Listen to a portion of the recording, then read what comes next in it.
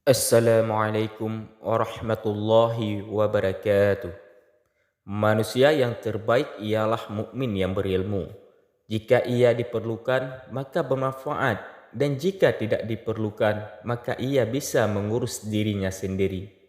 Di zaman dahulu, ada seorang bernama Hatim al-Asham, murid dari Syaqi' al-Balakhi radhiyallahu an. Bahwa Syaqi' bertanya kepada Hatim, "Sejak kapan engkau telah berguru kepadaku?" Hatim, "Sejak 33 tahun yang lalu." Syaqi', "Apakah yang engkau pelajari dariku selama itu?" Hatim, "Hanya 8 masalah." Dengan terheran Syaqi' mengatakan, "Inna lillahi wa inna ilaihi raji'un." Terbuanglah sia-sia umurku bersamamu. Engkau tidak mempelajari apapun kecuali 8 masalah saja.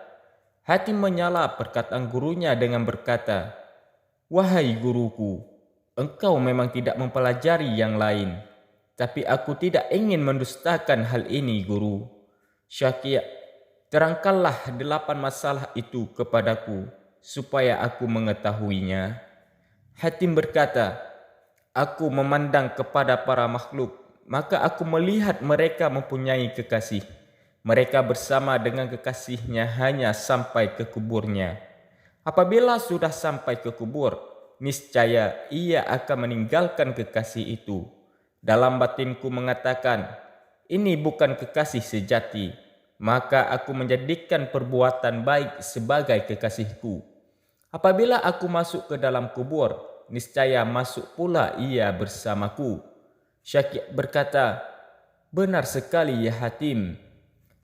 Yang kedua, aku mengangankan firman Allah, "Wa amma man khafa maqama rabbih wa nahan nafsa 'anil hawa fa innal jannata hiyal ma'wa."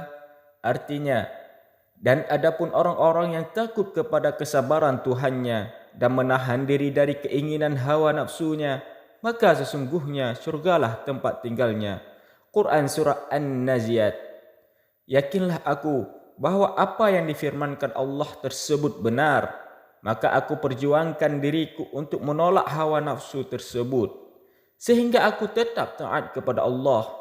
Yang ketiga, aku memandang kepada para makhluk, maka aku melihat pada mereka semua benda-benda yang bernilai, berharga dan dijaga. Kemudian aku memperhatikan firman Allah, "Ma 'indakum yanfadu wa ma 'indallahi baq." Apa yang di sisimu aku lenyap, dan apa yang ada di sisi Allah adalah kekal. Quran Surah An-Nahl.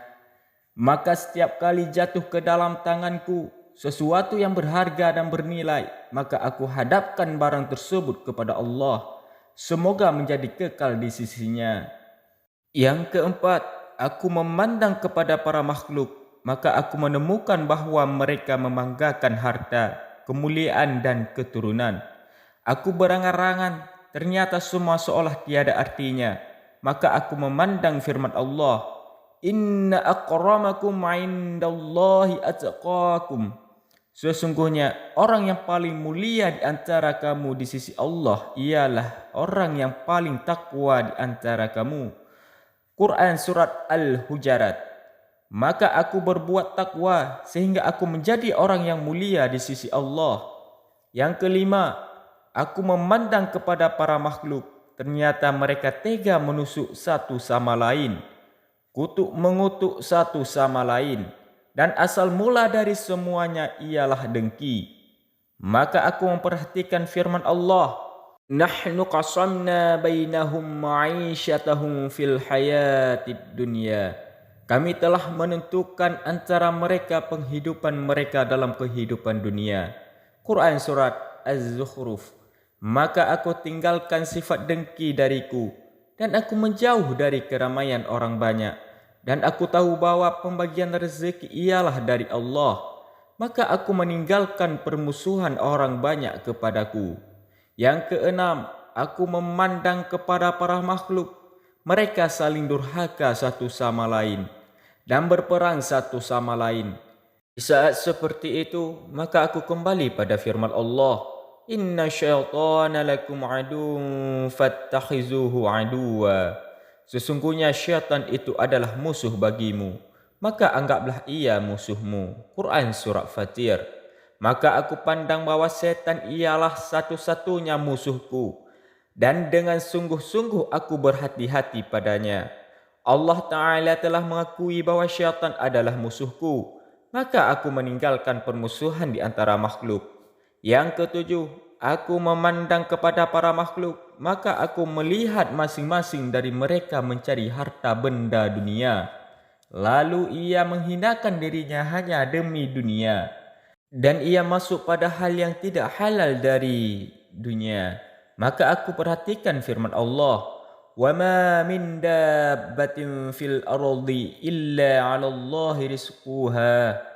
Artinya, dan tidak ada suatu binatang melata-lata pun di bumi melainkan Allah lah yang memberi rizkinya. Quran Surat Hud. Dengan ini maka aku tahu bahwa aku ini termasuk dari yang melata, yang rizkinya telah ditanggung oleh Allah. Oleh karena itu aku kerjakan apa yang menjadi haknya Allah, dan aku tinggalkan apa yang menjadi hakku kepadanya. Yang kedelapan, aku melihat kepada para makhluk, ternyata mereka semua juga bersandar pada makhluk. Yang satu bersandar kepada peniagaannya, yang lain lagi bersandar pada perusahaannya. Masing-masing mereka itu bersandar kepada makhluk yang sesamanya. Lalu aku kembali kepada firman Allah, "Wa may yatawakkal 'alallahi fahuwa hasbuh." Artinya, dan barang siapa yang bertawakal kepada Allah, niscaya Allah akan mencukupkan keperluannya. Syakir berkata, "Wahai Hatim, kiranya Allah memberi taufik kepadamu. Aku telah memperhatikan semua ilmu yang ada dalam kitab Taurat, Injil, Zabur, dan Al-Quran. Maka aku menemukan bahwa segala macam kebaikan dan keagamaan yang berada di dalamnya telah terkandung pada 8 masalah tersebut.